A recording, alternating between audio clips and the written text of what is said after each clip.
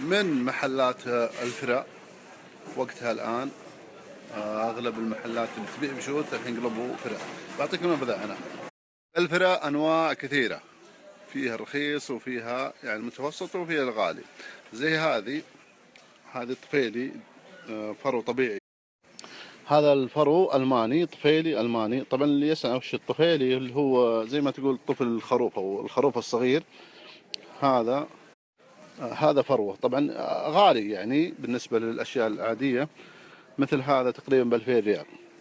في طبعا صناعي زي هذه بحدود 150 ريال، يزيد شوي ينقص شوي على حسب النوع والشكل. يعني في حتى نسائية. شوفوا هذه ألوان الفراء النسائية اللي بيعطي أمه ولا زوجته ولا أخته، جميلة، بحدود 180 ريال 170 ريال. وهذا النوع تقليد الطفيلي، يشبه الطفيلي لكن مو طفيلي، بحدود 180 170 الفراء هذا. وهذا الشكل، شوف الجاكيت طفيلي بس. هذه لبستها ذبحنا الحر، ميزته انها ثقيلة، يعني وزنها ثقيل يعني تدفيك. شوفوا هذه طفيلي بس من شوف الشعر كأنه خروف كبير شوي. هذا بحدود 1000 ريال. فيه إلى 1800 أصلا إذا كان خروف صغير. هذه فراء على شكل بشت، وهي فروة.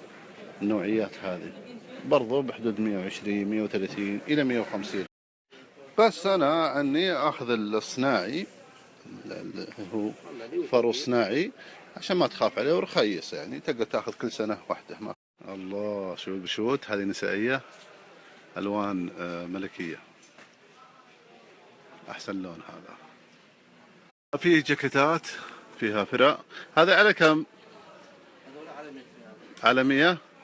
حلوات بصراحة، أشكال وألوان مختلفة.